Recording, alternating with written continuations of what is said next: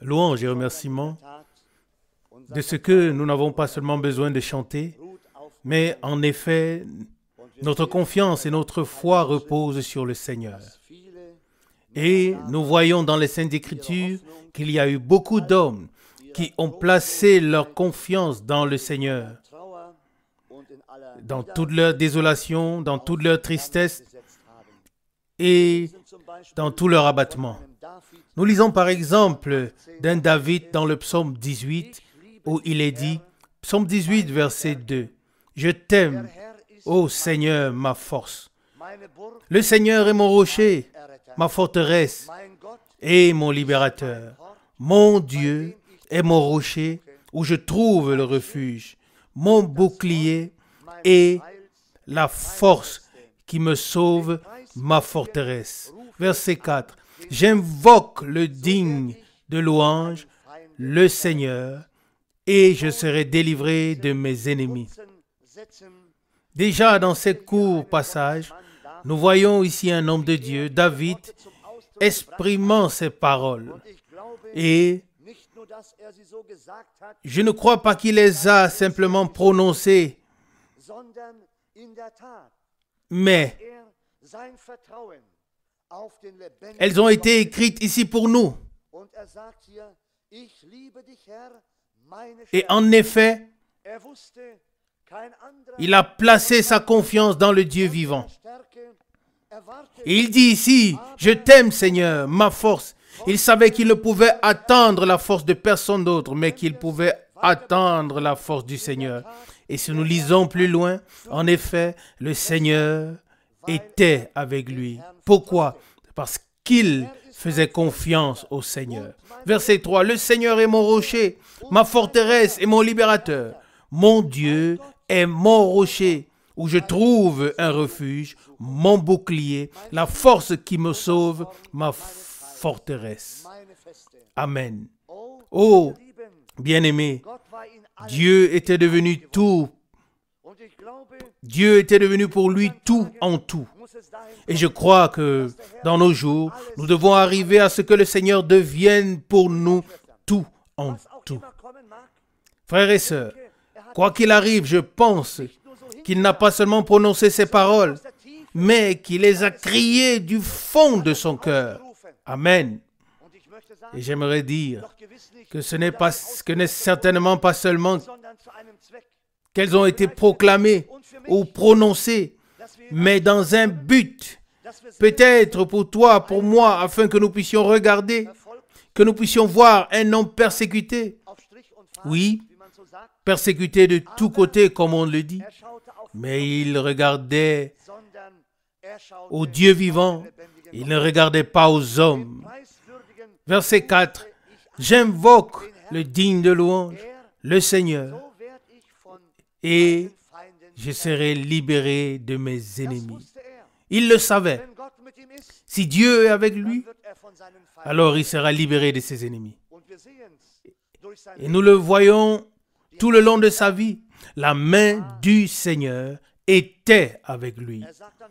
Et il dit dans la suite, au verset 5, « Les liens de la mort m'avaient entouré, et les torrents de la destruction m'avaient épouvanté. » Oh oui, ce n'est pas facile quand on se trouve dans cette situation.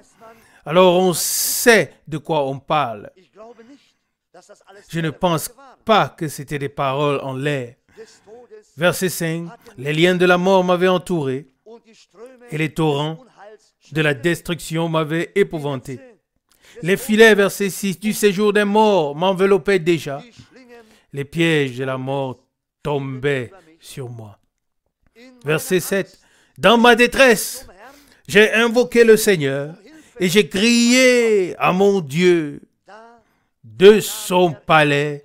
Il a entendu ma voix et mon cri de détresse est parvenu à ses oreilles. » Amen. Oh, c'est quelque chose de merveilleux. Bien-aimé, il n'a pas seulement invoqué, mais il a pu faire l'expérience que Dieu l'a entendu, que son cri de détresse est parvenu aux oreilles de Dieu. Frères et sœurs, Je ne sais pas. Mais nous devrions, nous aussi, prier de manière à ce que notre prière atteigne les oreilles de Dieu. Qu'elle atteigne pas seulement le plafond de la salle, que ce ne soit pas seulement des paroles vides, mais que nous prions si ardemment qu'il entende et qu'il puisse alors aussi répondre et qu'il puisse aussi s'approcher de nous avec son aide. Et nous voyons un David qui dit ici si merveilleusement qu'il a été exaucé. Et pour cela, nous sommes si reconnaissants. Il dit dans la suite, au verset 8, « La terre fut ébranlée et trembla. Les fondements des montagnes frémirent. Et parce qu'il était irrité, car il était enflammé de colère. » Verset 9. « Il s'élevait de la fumée de ses narines, et un feu dévorant sortait de sa bouche. Il en jaillissait des charbons embrasés. » Verset 10. « Il s'abaissait, il abaissait les cieux, et il descendit. Il y avait une épaisse nuée. Il y avait une épaisse nuée sur ses pieds. Il était monté sur le chérubin et il volait, il planait sur des ailes du vent. Verset 12. Il faisait des ténèbres sa retraite, sa tente autour de lui. Il était enveloppé des eaux obscures et de sombres nuages. Verset 13. De la splendeur qui le précédait s'échappait des nuées, l'encens de la grêle et des charbons de feu. Alors le Seigneur tonna dans le ciel, le Très-Haut fit retentir sa voix. Il lança ses flèches et dispersa mes ennemis. Il multiplia les coups de foudre et les mit en déroute. Alors les profondeurs de la mer furent visibles et les fondements de la terre furent découverts à cause de ta menace, ô Seigneur, à cause du reniflement de la colère de tes narines. Il étendit sa main d'en haut, me saisit et me tira hors des grands flots. Il me délivra de mon puissant ennemi et de mes ennemis qui étaient plus forts que moi. Il m'avait attaqué au jour de ma détresse, mais le Seigneur fut mon soutien. Il m'a mis au large, il m'a sauvé parce qu'il m'aime. Amen. Verset 21. Le Seigneur m'a traité selon ma droiture et m'a rendu selon la pureté de mes mains. Verset 22. Car j'ai observé les voies du Seigneur et je ne me suis pas détourné de mon Dieu. Toutes ses ordonnances ont été devant moi et je n'ai pas rejeté ses commandements. Ainsi, verset 24, j'ai marché devant lui de manière irrépréhensible et je me suis préservé de toute iniquité. C'est pourquoi le Seigneur m'a rendu selon ma droiture, selon la pureté de mes mains, qui était visible à ses yeux. Verset 26. Tu es bon envers celui qui est bon. Tu es droit envers l'homme droit. Tu te montres pur avec le pur, mais avec le pervers. Tu agis selon sa perversité. Tu sauves le peuple qui s'humilie, mais tu abaisses les regards orgueilleux. Oui, tu fais briller ma lumière. Le Seigneur, mon Dieu, éclaire mes ténèbres. Car, verset 30, avec toi je passe par-dessus des troupes d'ennemis, et avec mon Dieu, je franchis par-dessus les murailles. Peut-être jusqu'ici cette précieuse et glorieuse parole de Dieu. Ce sont des paroles prononcées dans la foi. Et nous voyons, en effet, qu'après toutes les souffrances, après toutes les persécutions, Dieu est intervenu et est venu au secours de son serviteur et de son oint. Et nous pouvons, frères et sœurs, espérer la même chose. Il vient toujours au secours de son peuple qui met sa confiance en lui. Amen. Même si on a l'impression qu'il n'entend pas. Mais le moment vient. Ici, David dit au verset 22, « Car j'ai observé les voies du Seigneur et je ne me suis pas détourné de mon Dieu. » Dans tout ce qui est arrivé, il a gardé la parole de Dieu et les voies de Dieu. Amen.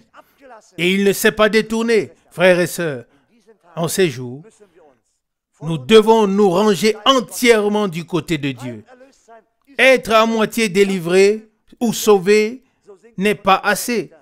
Cela ne suffit pas à l'âme. C'est ce que chante un compositeur de cantique. Prenons-le à cœur. Verset 23, il reprend. « Toutes ces ordonnances ont été devant moi et je n'ai pas rejeté ses commandements. » Que Dieu nous préserve d'avoir toujours, nous accorde d'avoir toujours ces lois devant nos yeux et de ne pas rejeter les paroles de notre Dieu. Et ce soir encore, nous sommes venus pour adorer, pour louer son nom et lui offrir l'honneur et le remerciement. Je crois que cette parole nous donne la consolation afin que nous levions les yeux vers lui et que nous venions à lui dans l'état où nous nous trouvons maintenant. Notre force est en notre Dieu et c'est pourquoi nous sommes si heureux et si reconnaissants. Levons-nous maintenant et adorons ensemble. Ensuite, Frère Franck nous adressera encore quelques paroles, puis nous prierons à nouveau. Dieu fidèle, nous te remercions aussi pour cette heure du soir, pour cette heure où nous pouvons nous rassembler. Nous te remercions pour tous les héros de la foi. Nous te remercions, Seigneur, pour tous ceux qui ont tenu bon avec nous, Dieu fidèle. Seigneur, nous te remercions de nous permettre d'avoir cette parole, de nous permettre de voir comme ils ont tenu, fortifiés par ta force, Seigneur. C'est ainsi que tu guideras, que tu feras traverser ton peuple et nous aussi en ces jours. Nous avons déjà souvent expérimenté ta main puissante et très souvent aussi, Seigneur, nous avons vécu ton action au milieu de nous et tu t'es manifesté comme le vivant, le véritable et le fidèle. Gloire à ton merveilleux nom.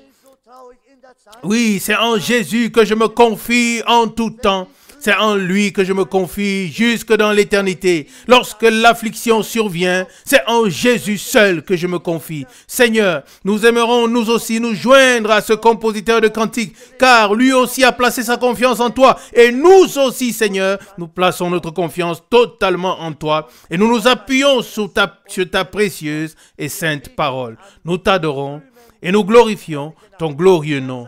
Seigneur, continue à être avec nous ce soir et aussi avec nous dans les heures à venir et les rassemblements qui sont devant nous. Nous te prions, Seigneur, aide-nous en tout temps. Au nom de Jésus. Amen. Amen. Louange et remerciements au Seigneur pour le privilège que nous avons d'être ici. Les premiers visiteurs sont déjà là, les bien-aimés frères et sœurs de la Norvège. Nous vous souhaitons la bienvenue et nous espérons que vous comprendrez un peu notre langue. Et plus encore, que vous pourrez recevoir l'action de l'Esprit en vous. Un frère qui parle anglais m'a dit dimanche dernier à Zurich: je n'ai pas compris grand-chose de ce qui a été dit, mais j'ai saisi l'Esprit et l'action de l'Esprit.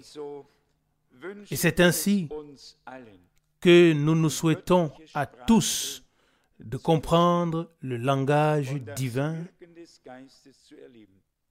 et d'expérimenter l'action de l'Esprit. J'ai répété un chœur avec mes deux frères avec lesquels je suis revenu de Zurich. Ceci est le jour, ceci est le jour, ceci est le jour que le Seigneur a fait. Soyons dans la joie et l'allégresse. Laissons entrer sa parole et son esprit. Ceci est le jour que le Seigneur a fait. Je ne sais pas si mes deux frères savent déjà le chanter. D'habitude, ils savent bien chanter, mais ils vont sûrement me laisser tomber. Et si je suis seul ici devant, alors je ne peux pas du tout chanter. Si je suis quelque part seul, alors je peux chanter. Vraiment, suivant la mélodie. Certains devraient m'entendre chanter quand je chante vraiment de tout mon cœur. Frère Rousse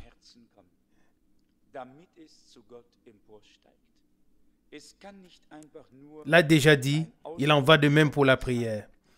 Ça doit venir du cœur, afin que ça puisse monter vers Dieu. Ça ne peut pas être une simple expression en parole, mais ça doit avoir été opéré par l'Esprit dans nos cœurs. Puisque nous allons prier tout à l'heure, à la fin, permettez-moi au moins de dire ce qui doit être donné comme information. Cette sœur est physiquement, quoi qu'elle ait pu avoir dans ses membres, elle est incapable de se peigner correctement et demande ce qu'il en est des cheveux longs dans un tel cas. Et l'idée m'est venue, ou la pensée m'est venue, que nous devrions prier sérieusement pour qu'elle ne coupe pas ses cheveux, mais que Dieu fortifie suffisamment ses mains pour qu'elle puisse faire ce qui est nécessaire. Parfois, les gens ont besoin d'aide dans la prière.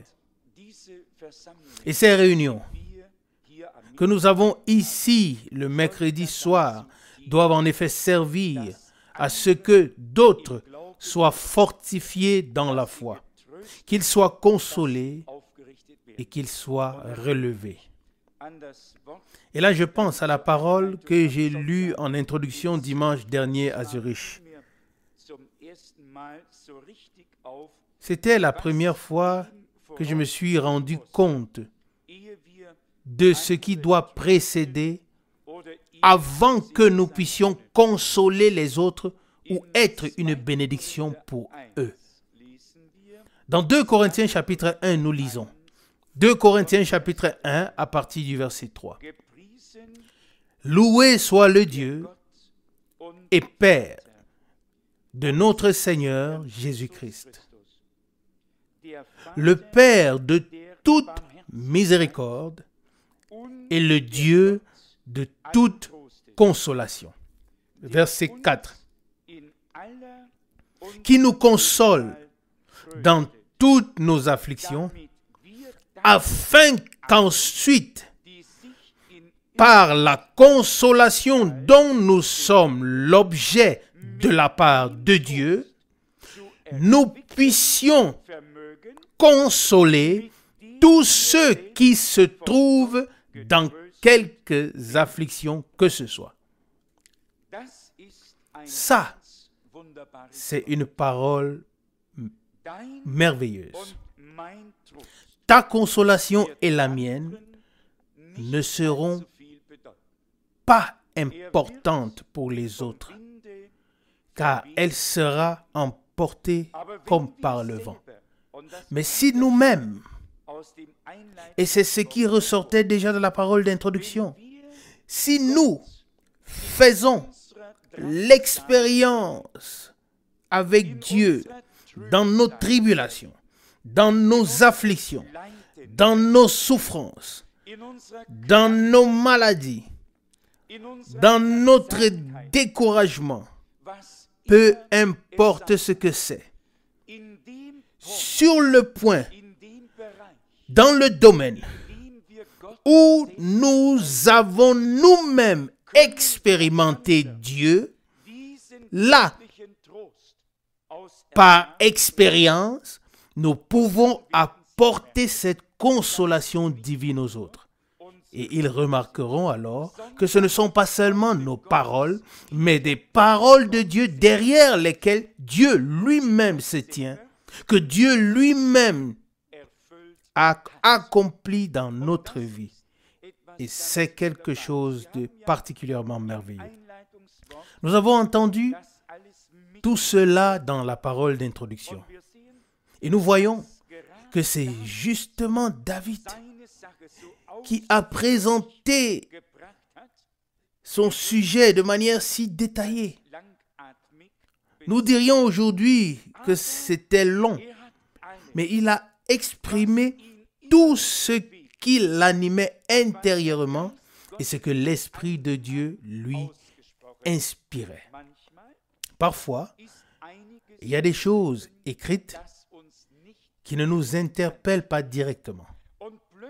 Et soudain, il y a un ou deux versets à l'intérieur qui touchent le noyau, qui touchent l'essentiel.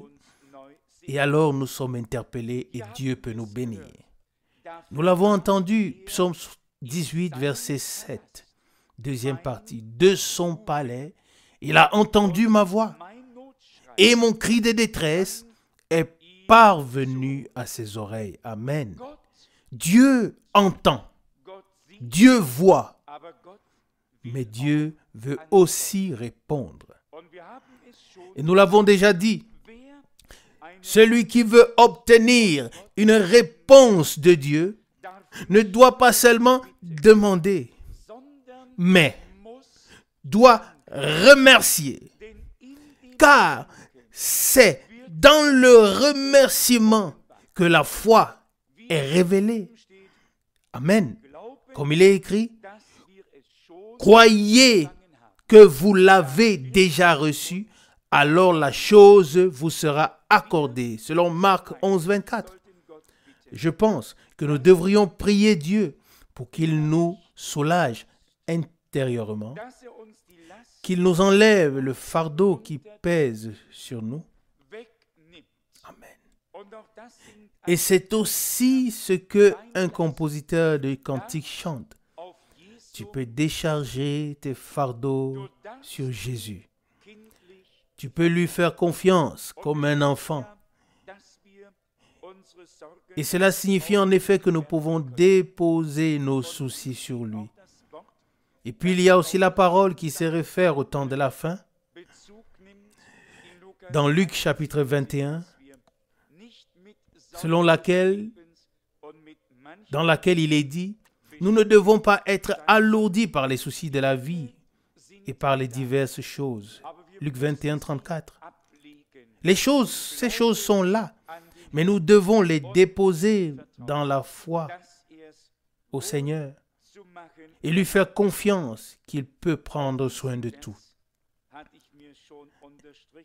J'avais également souligné ce verset de Psaume 18, verset 7, deuxième partie.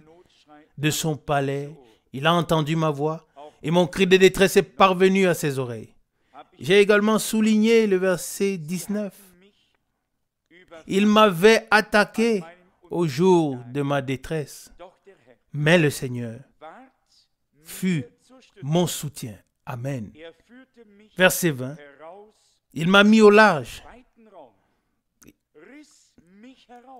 Il m'a sauvé parce qu'il m'aime, ou en allemand, parce qu'il m'a agréé. Nous pouvons le dire dans la foi. Nous ne pouvons pas nous aider, mais notre aide vient du Dieu qui a créé le ciel et la terre. Il est capable de nous mettre au large. David en a fait l'expérience. Et beaucoup, peut-être avant lui, et plusieurs aussi après lui, ont fait l'expérience que Dieu est fidèle, qu'il aide et qu'il étend sa main sur ceux qui lui font confiance. Dans ce passage de Corinthiens, il y a quelque chose qui me touche beaucoup. Et c'est l'expérience personnelle avec Dieu. Comme je l'ai dit tout à l'heure, seulement ce que nous recevons nous-mêmes de Dieu, ce que nous avons expérimenté, c'est seulement avec cela que nous pouvons servir les autres. Amen. alors derrière les paroles, il y a l'action divine. Nous ne pouvons pas parler de salut ou parler aux autres de salut si nous ne l'avons pas reçu et expérimenté nous-mêmes. Tout ce que nous voulons dire et apporter aux autres, nous devons l'avoir reçu nous-mêmes de Dieu afin de pouvoir parler non pas en théorie, mais sur base de la pratique. Et c'est en fait ce qui donne à l'homme croyant cette puissante force. Tous peuvent donner des paroles, y compris nous aussi. Mais les actions divines suivent la parole divine. Et nous croyons que nous n'avons pas entendu la parole des hommes, mais la parole de Dieu. Et nous croyons que Dieu ne se retiendra pas, mais qu'il peut confirmer sa parole en tout temps. Et nous avons très souvent entendu de la bouche de frère Branham que Dieu confirme sa parole. Si ce n'est pas sa parole, alors il n'a aucune obligation de la confirmer ou de l'accomplir. Mais si c'est sa parole que nous avons reçue dans notre cœur et que nous croyons, alors Dieu ne peut faire autrement que de la confirmer. Si nous le croyons ainsi, nous serons aidés. 2 Corinthiens chapitre 1 verset 3. Loué soit le Dieu et Père de notre Seigneur Jésus-Christ, le Père de toute miséricorde et le Dieu de toute consolation. Le Père de toute miséricorde. Nous pourrions entrer dans la prédication et dans la parole qui dit que Dieu est riche en miséricorde, selon Éphésiens 2, 4. Il nous a manifesté sa miséricorde en abondance. Ici, il est dit, le Père de toute miséricorde et le Dieu de toute consolation. Il ne console pas seulement dans un domaine, lorsque nous sommes dans telle ou telle situation, mais il console dans tous les domaines, dans toutes les situations, quoi qu'il soit et quoi qu'il arrive. Dieu est le Père de miséricorde et le Dieu de toute consolation pour chacun, en tout temps, en toute situation, en tout lieu. Amen.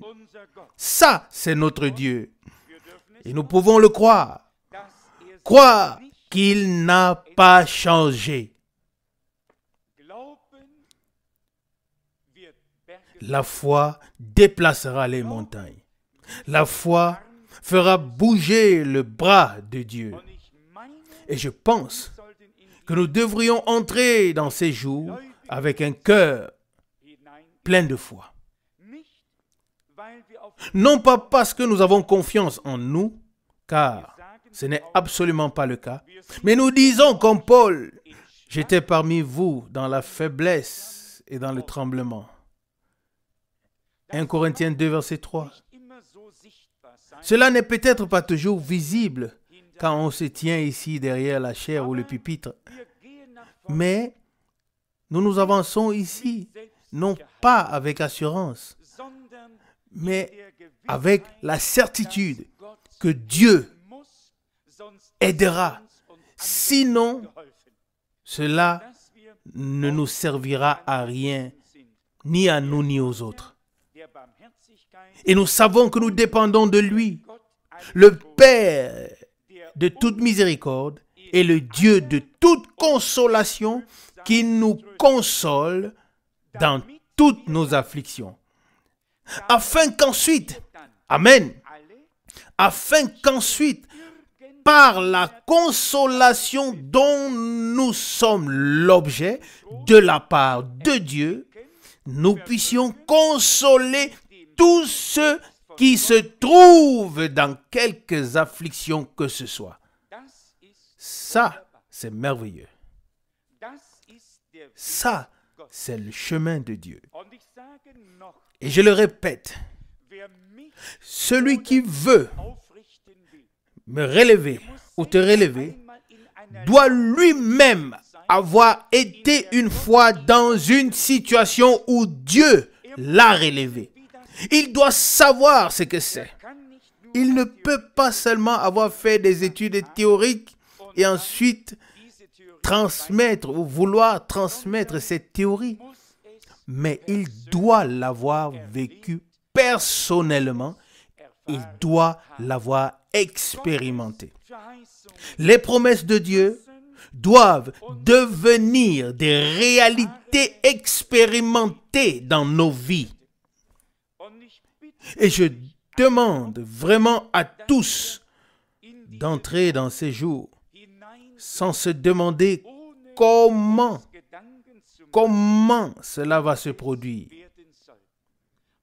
Mais simplement de venir avec un cœur plein de foi et ouvert. Car je suis convaincu que Dieu a prévu quelque chose. Dieu a prévu quelque chose. Il fait rassembler son peuple pour nous parler, et non pas seulement nous parler, mais aussi pour nous bénir. Je ne sais pas, je ne suis pas un interprète des visions ou de ce que les gens voient, mais nous connaissons tous la sœur Möslacher de Guckenberg, et elle m'a raconté quelque chose après la réunion de samedi à Salzbourg. Cela m'a un peu touché. Quand elle était ici à l'Assemblée, elle a vu comment la colonne de feu est descendue ici au-dessus de la plateforme. Mais de la même manière, elle a vu des nuages sombres passer directement devant la croix illuminée, l'un après l'autre.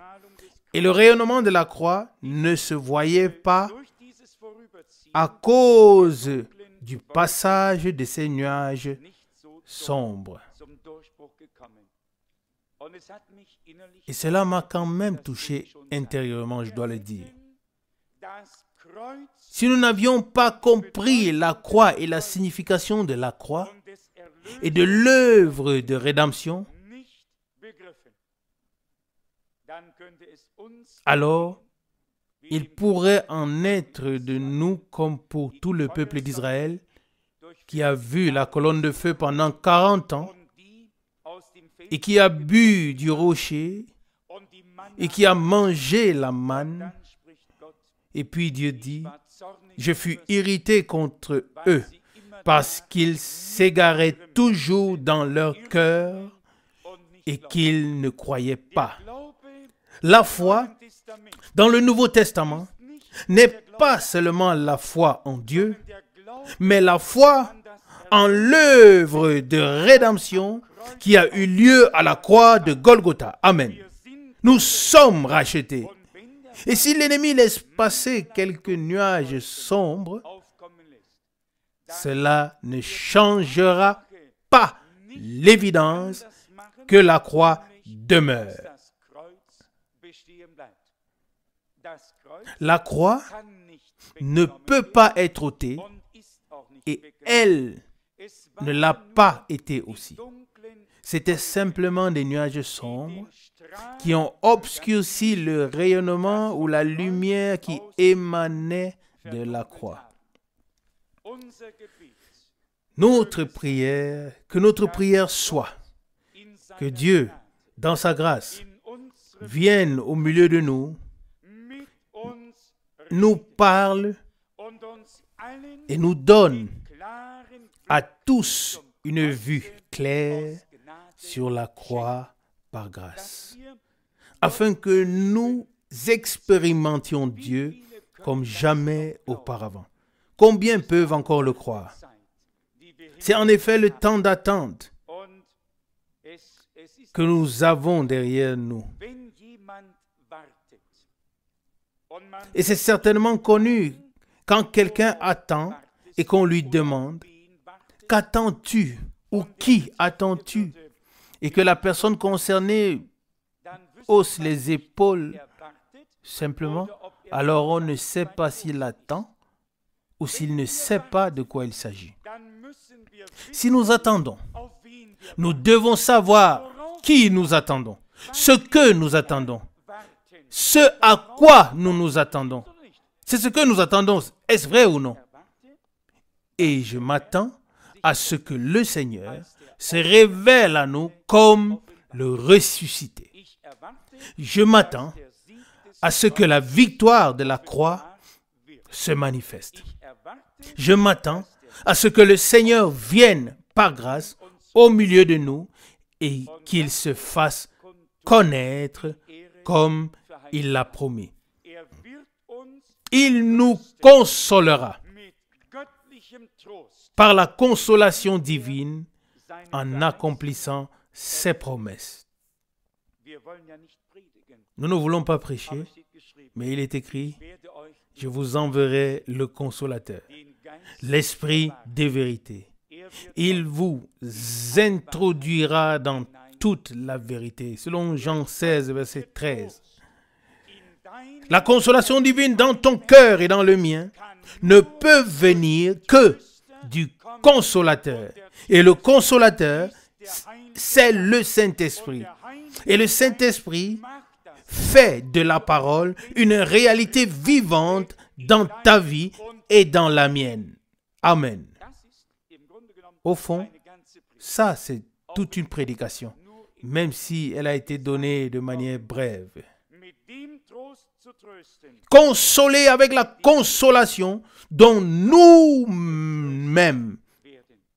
dont nous sommes nous-mêmes consolés par Dieu. Je vous enverrai le consolateur, l'esprit de vérité. Il vous introduira ou conduira dans toute la vérité. Que le Seigneur soit avec nous ce soir et qu'il nous bénisse. Je veux encore formuler un souhait. Il peut arriver que dans la prière, quelqu'un n'ait pas tout à fait une vue d'ensemble. En effet, il nous est commun d'avoir toujours une vue sur les autres et de ne pas regarder à nous. Je vous demande à tous, s'il se passe quelque chose à côté de vous qui est peut-être un peu en déphasage, ne l'écoutez pas, ignorez-le. Ne vous laissez pas voler la bénédiction, ni perturber votre connexion avec Dieu. Parfois, cela correspond à notre mentalité et je me surprends moi-même à le faire. J'élève la voix sans le vouloir. J'accorde ma prière à celle des autres.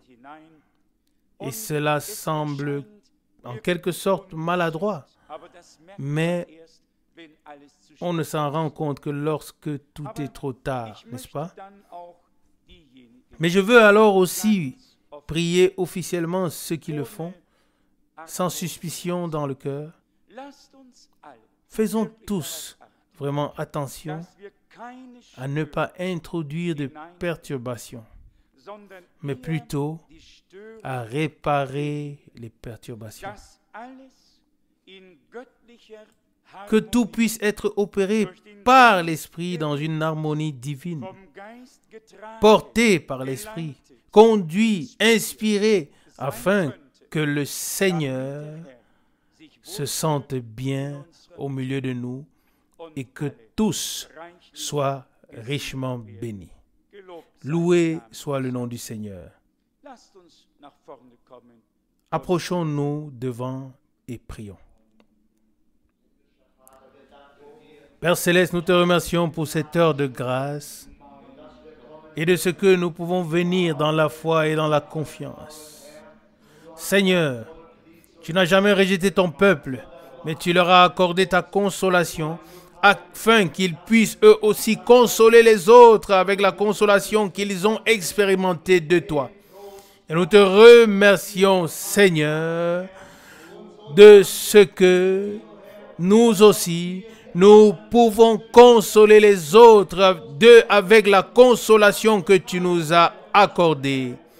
Et cette consolation ne réprimande pas, Seigneur, mais c'est ta consolation. Alléluia. Nous te remercions, nous t'adorons, nous te prions encore, Seigneur, pour ceux qui ont écrit qu'ils ne se sentent pas bien dans leur corps, Dieu fidèle. Nous te prions pour tous ceux qui sont affligés par l'ennemi. Seigneur, tu es le seul à pouvoir les aider. Et nous venons maintenant ensemble, Seigneur, avec foi et confiance en toi, le Dieu vivant et fidèle, et nous t'apportons ces précieux frères et sœurs. Seigneur, car tu es capable maintenant de les toucher, Dieu. Sois remercié pour cela, au nom de Jésus. Amen. Amen.